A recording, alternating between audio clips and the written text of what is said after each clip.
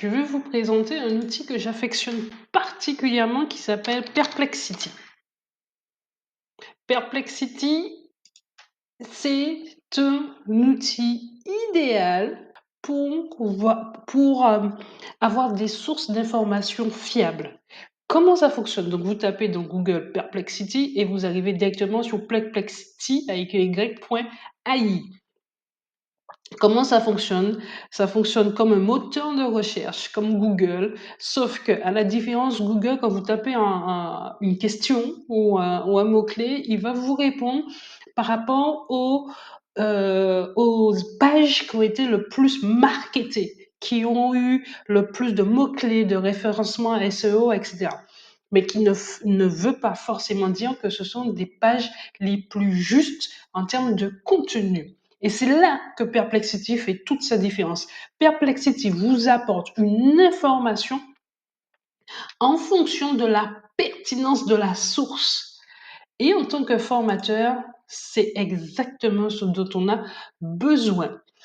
Pour cela, pour avoir accès à Perplexity, vous créez un compte, tout simplement. Vous créez un compte tout simplement et vous voyez là, c'est écrit Nina Kubo 41 408. Il faut avoir un compte Google et voilà, c'est tout simplement. Alors il y a la version pro, mais honnêtement, moi, ce que j'utilise que la version gratuite. Bon, ça change. Chaque fois, je vous dis que j'utilise la version payante. Sauf là, j'utilise que la version gratuite. Et ça me permet d'avoir des informations justes. Et c'est comme ça, notamment, que je fais ma veille technologique, ma veille pédagogique, ma veille réglementaire, ma veille légale, etc. Et quand je mets à jour une formation, je vais sur Perplexity pour avoir la réponse d'une source ou de plusieurs sources fiables. Faisons le test ensemble. On a besoin d'avoir comme information quelles sont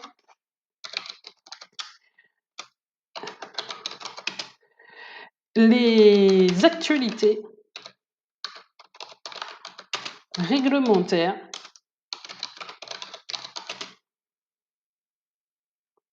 des métiers de l'esthétique.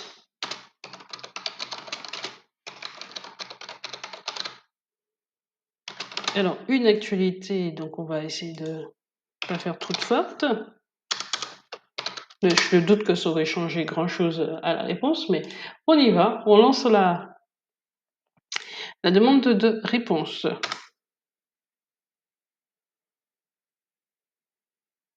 Donc, il cherche et il va chercher par source et non par référencement SEO.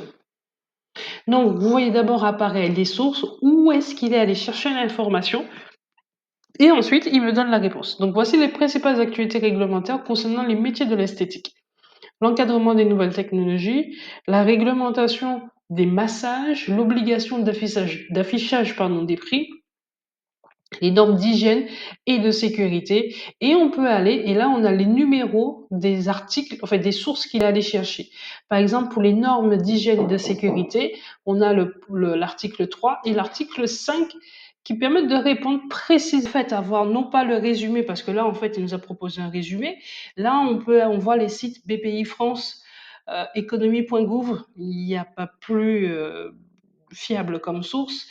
On clique tout simplement dessus.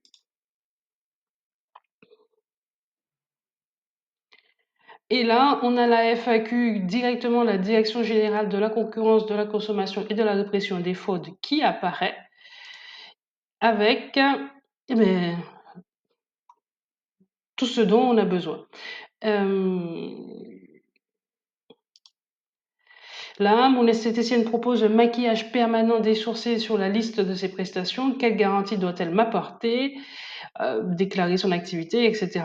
En fait, j'utilise énormément Perplexity aussi pour préparer mes audits Calliope, parce qu'à partir de là, ça me permet de faire une veille avant d'aller en audit.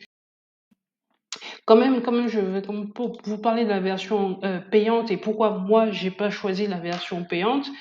Une version illimitée de recherche, euh, idéale pour des réponses plus longues aux questions complexes. J'utilise vraiment beaucoup GPT pour ça, donc c'est pour cela que je l'ai pas pris. Des modèles IA améliorés, donc parmi les derniers modèles de GPT-4 que j'ai déjà, Claude 3, que j'utilise pas trop, mais qui est quand même tout aussi intéressant pour améliorer pour avoir vraiment un contexte, etc. La possibilité de téléverser des fichiers illimités, je le fais déjà sur GPT-4. Et puis un crédit mensuel pour notre API de génération de texte. Bon, voilà, c'était pas en fait ce qu'ils proposaient en plus dans mon contexte, en sachant que j'ai déjà GPT-4, j'ai pas pris la version pro de Perplexity, qui n'empêche que si vous n'êtes pas vous n'avez pas forcément envie d'avoir GPT-4, mais que Perplexity, je vous conseille quand même la version pro parce que c'est vraiment intéressant. Si vous voulez générer aussi des images, GPT-4 le fait avec DALL-E qui a été totalement intégré et absorbé, donc je ne l'utilise pas plus que ça.